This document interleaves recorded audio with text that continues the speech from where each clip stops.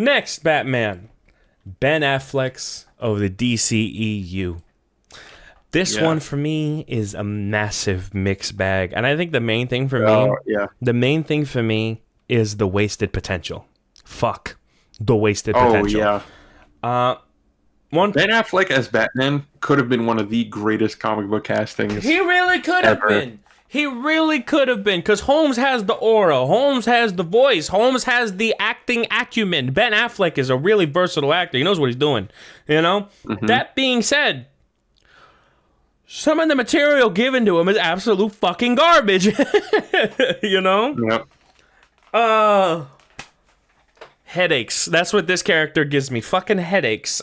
You go off, and then I'll build off of you. Go ahead.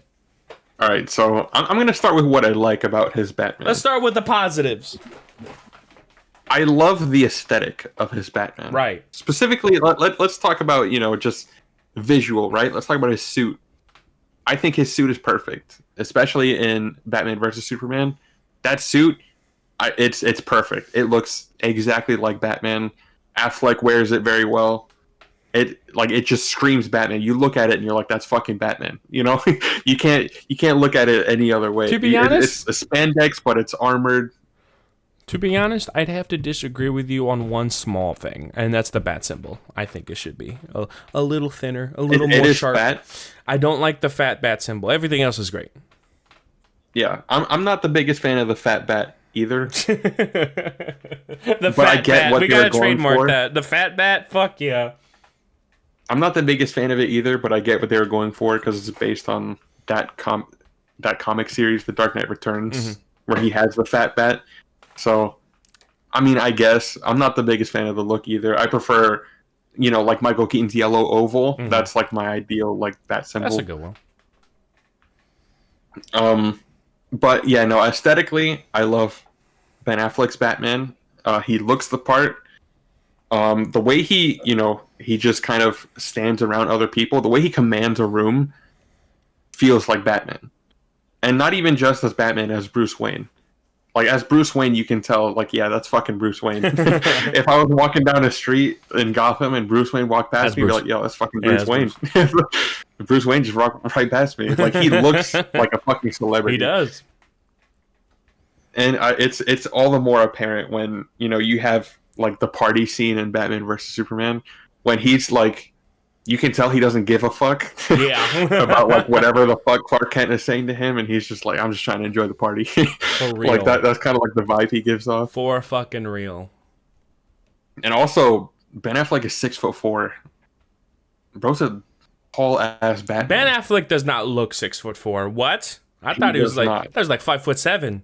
Really? No. Damn. He's 6'4", and it was purposeful that they wanted to hire an actor as Batman that was taller than Superman, so Superman would physically be looking up to him. Damn. Yeah, but they wanted Batman to feel imposing next, because you put Batman next to Superman, and you're like, yeah, Superman can fucking murder him in 2 seconds.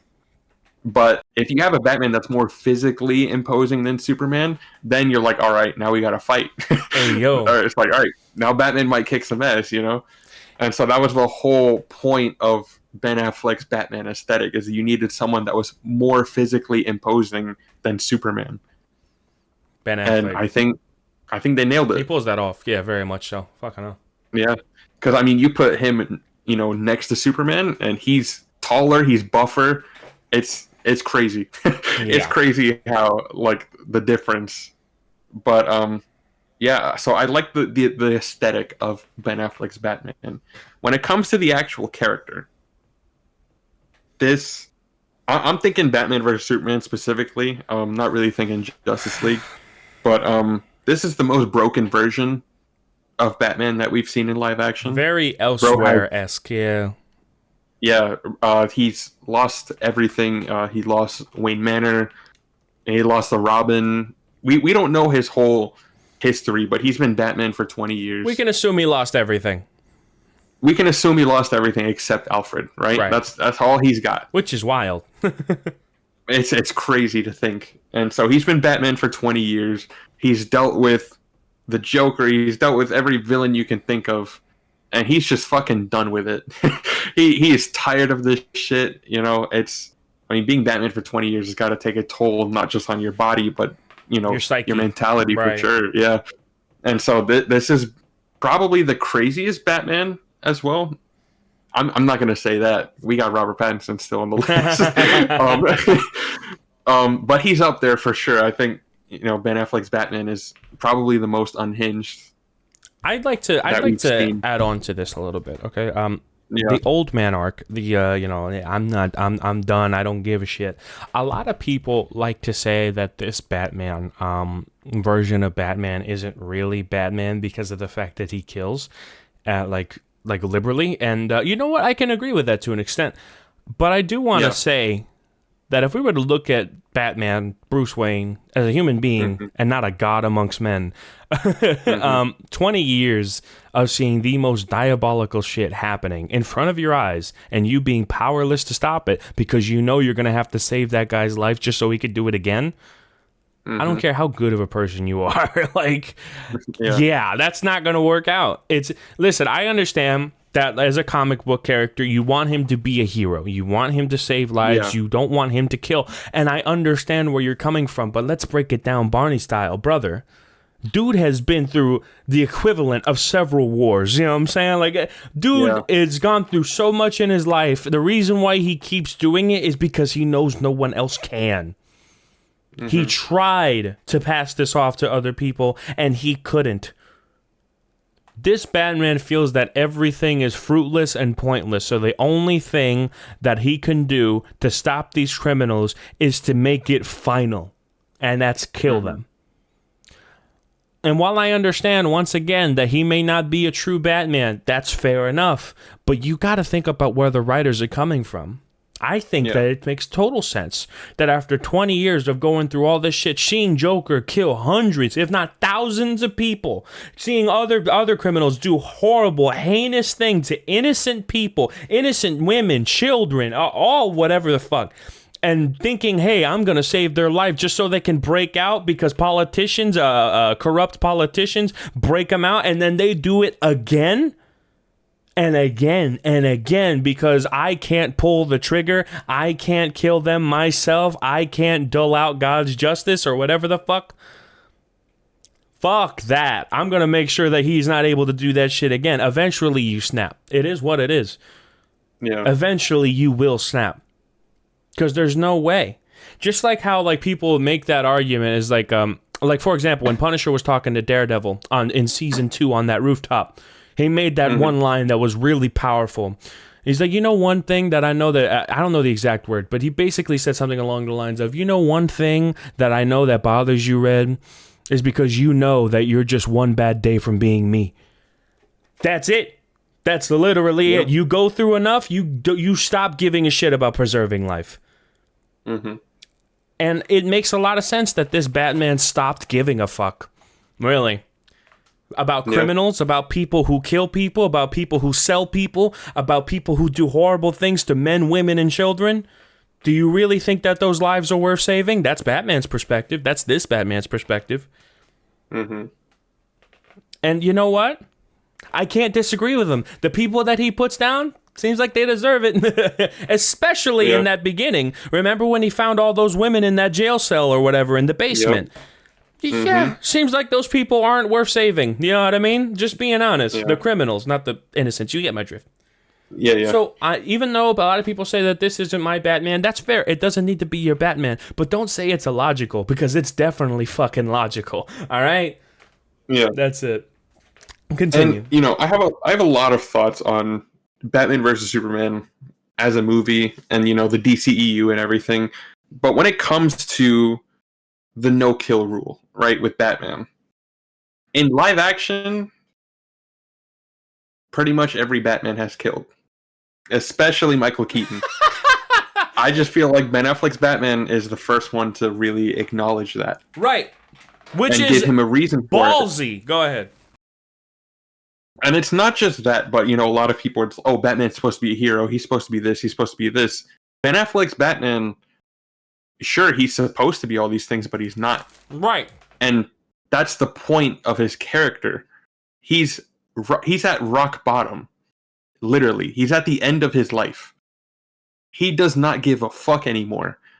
And so this version of Batman is not the same hero that we're used to. I mean, listen to even something as simple as Batman's theme song in Batman vs. Superman. It sounds like a villain theme. It doesn't sound like the theme of a hero. It doesn't sound hopeful and inspiring. A shit sounds like a prowling predator. To murder you. Yeah, a predator. Yeah. Exactly. So, you can say all these things about, oh, he's not my Batman, or he's supposed to be this. Batman vs. Superman is a deconstruction of Batman's character. They stripped him of all the things that we know about him and said, okay, what if we had a Batman who wasn't Batman? And his journey through Batman vs. Superman and onto Justice League is about him kind of rediscovering himself. Mm-hmm. The Batman he is in the beginning of Batman vs. Superman and the person he is at the end of Zack Snyder's Justice League, two different characters. He's more of a Batman at the end of Justice League than he is in the beginning of Batman vs. Superman. And I feel like that's what a lot of people don't get. Just because the character wears the costume and has the look doesn't mean they are 100% that character. Right. That, and of course it's not. And one more thing I want to add to that. And I'll let you continue. Is that, brother, this Batman, you can draw a comparison to this Batman to a lot of things. A man who has lost faith in himself, in the world. I feel like a good comparison to this Batman is Mike Ehrmantraut from Breaking Bad. If you think about Mike Ehrmantraut in Better Call Saul, you think that, he avenges his son's death, and now he's gonna try to, como se dice? He's gonna do bodyguard work, but he's not gonna kill people. He's gonna make money so he can make good on his daughter-in-law. And then over time, he gets an innocent person killed. And then over time, it gets worse and worse and worse until eventually he feels condemned. Until eventually he feels damned. He's filled with so much self-hatred, and he refuses to process all of that guilt and all of that grief. That he just thinks that he's damned, he's screwed, he's a lost cause, so instead I'm just going to go out there, sacrifice myself to make as much money as possible for my granddaughter and my daughter-in-law. That kind of comparison can draw directly to Batman, where for over 20 years, he's tried to do the right thing, he's tried to do it the way that he's supposed to, that the ideology fits, but over time, over losing so much and not really giving himself time to process any kind of grief or to thoroughly think these things through, he snaps. The thing is, he can't allow himself to give him this time, to allow himself to be given this time, because he knows he's the only thing between him and the end of Gotham. He knows that. Mm-hmm. No one else is going to be there to save Gotham. He's the last line of defense. He's the only line of defense. Mm-hmm. And that's the amount of pressure he puts on himself. And once again, Bruce Wayne, only human. So, Once again, he's an old man at the end of his rope that has simply lost faith in the world around him and has lost his humanity.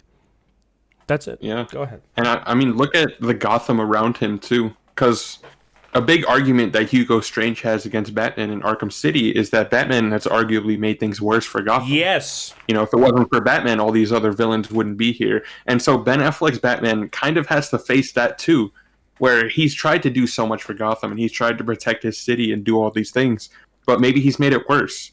This Batman he hasn't stopped caring about the people. He obviously still cares about his city and he wants to protect it. Right. But it's just, what are the means that he's going to do to achieve that goal now? He's not going to go that extra mile. If you haven't made a difference, or if you've made things worse in the 20 years that you've been Batman, your methods have to change. The ends justify the means. It's simple as that. Fact is, you want a criminal off the street permanently? You don't put him in a cell. You put him 6 feet under. Mm-hmm. That's his mentality change. He realized that's really the only way to keep him kaput. Because there's a lot of people that are dead now that wouldn't be dead if he just fucking killed them. And so, he made that decision. And people don't agree with it.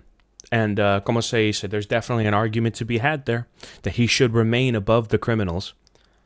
Mm-hmm. But at the end of the day, bro, if we're just talking about the body count, it'd be a lot less if Batman just pulled out the Glock. You know what I'm saying? Let's be frank. You know what I mean? Yeah. So, I don't know. Yeah, there definitely is an argument there, but I see where the writers are coming from. Very much so. Yeah. And, you know, that being said, I definitely look at the DCEU and this Batman as an Elseworld version. It's not the definitive Batman, Of course. you know? Of course. It's another version of Batman, another take on the character, which I do like this take, but obviously it's not the Batman of course. that I see in my head. So it's, you know, if we're talking in terms of performance, if we're talking, you know, Ben Affleck, the direction he was given, the script he worked with, I think Ben Affleck killed it. And I really like his version of Batman. I wish we got to see a little more of him. I wish he got a solo movie, but, you know, things happen. You don't always get what you want. But I think overall Ben Affleck did a great performance, and he carried himself well as the character. And you can see it's almost like you can see the character's history in just the way he walks and the way he talks to people, and it's in his mannerisms, right? He carries the weight of the past 20 years on him. Yes, very much so. So I really, really like Ben Affleck's Batman.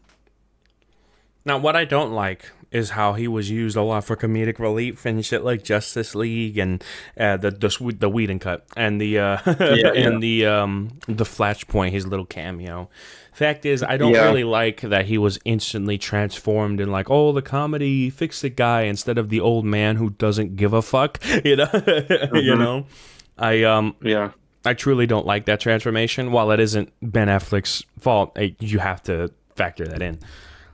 Yeah, exactly.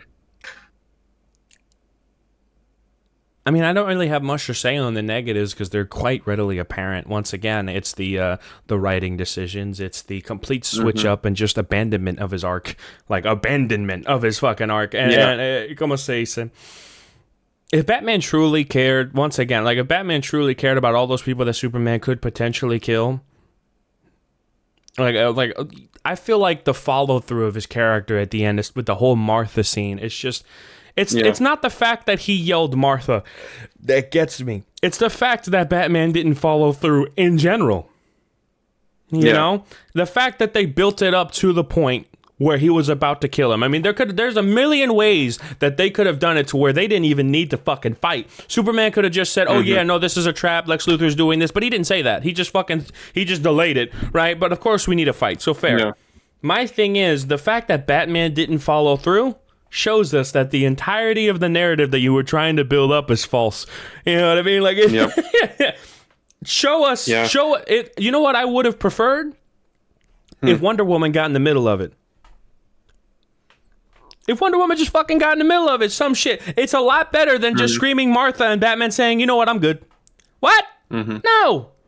Have Wonder Woman get in the middle of it and then explain the situation. Something like that.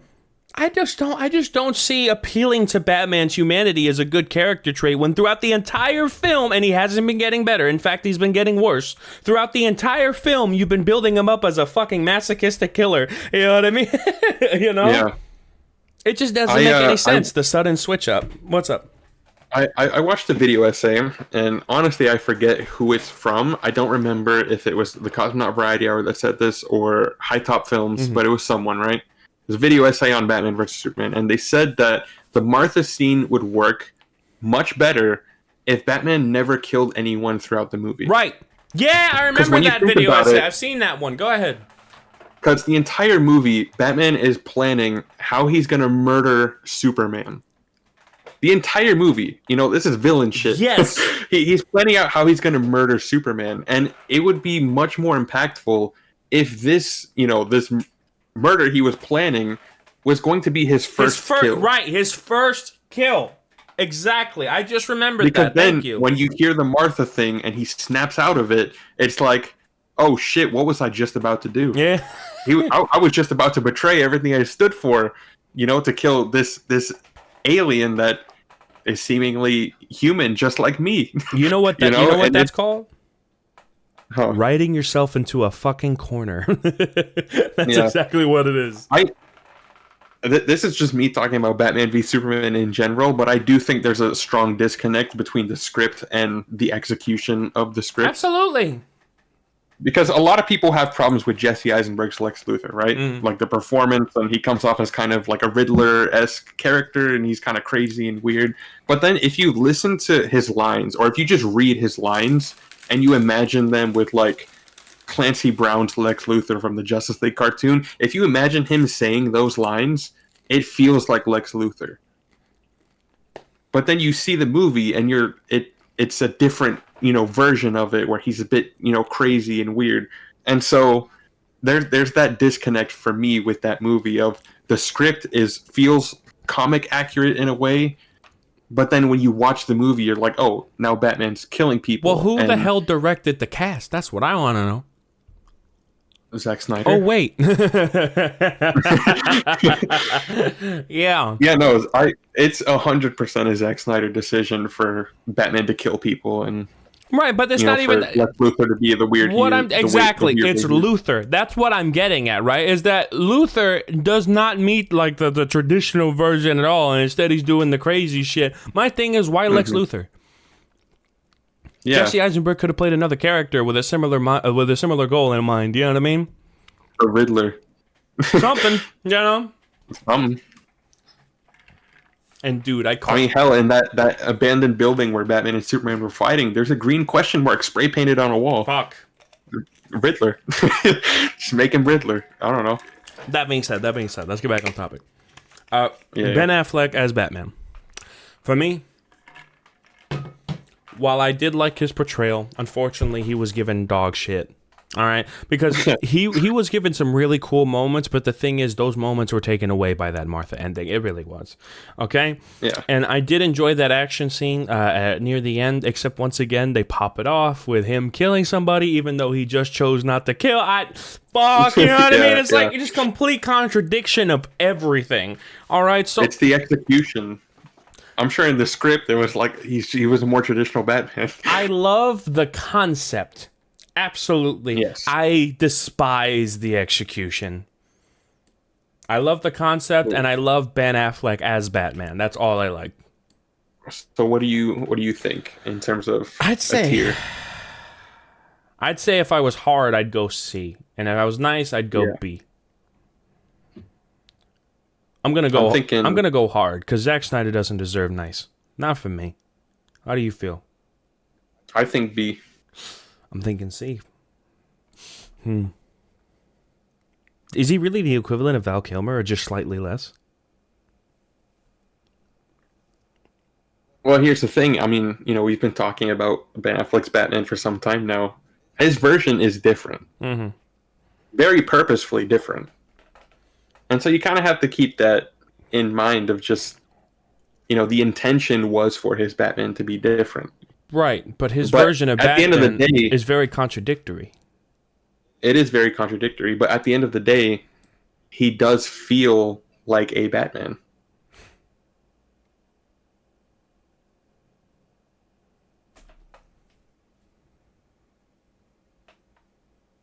Nah, I'm not buying it.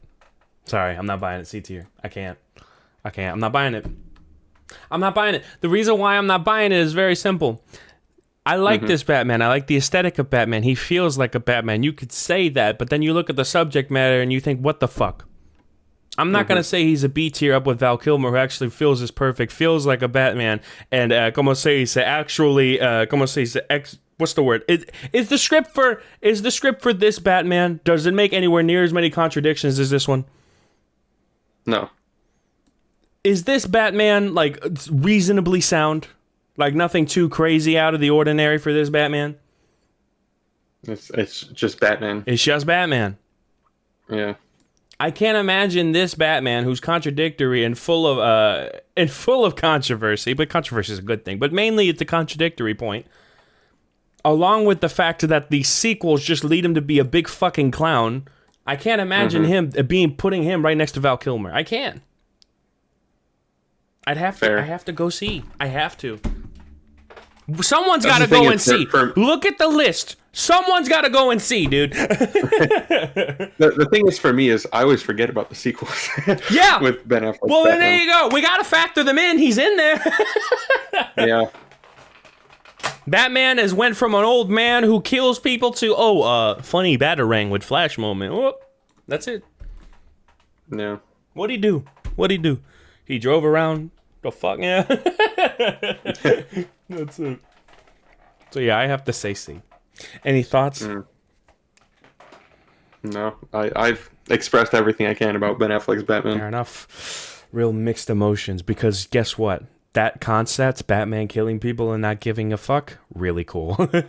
Really cool. It is cool. Even if it's not executed well here, and maybe it's completely contradictory to the Batman character, still really fucking cool. All right, I don't care. That's why I keep saying I would love an alternate Injustice where Batman's the one that turns bad and Superman stays good. And then, you know, I've told that to people and they're like, oh, but then Superman would just kill him in like 2 seconds. You don't understand. They're friends. And Superman doesn't kill unless he really has to.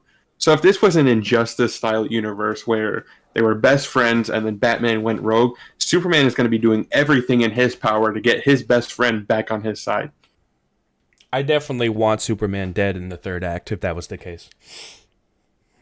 If there was an Injustice where Batman yes, very much rogue. So. Because that would heighten his power so much more. How are we going to beat this guy? Kind of thing.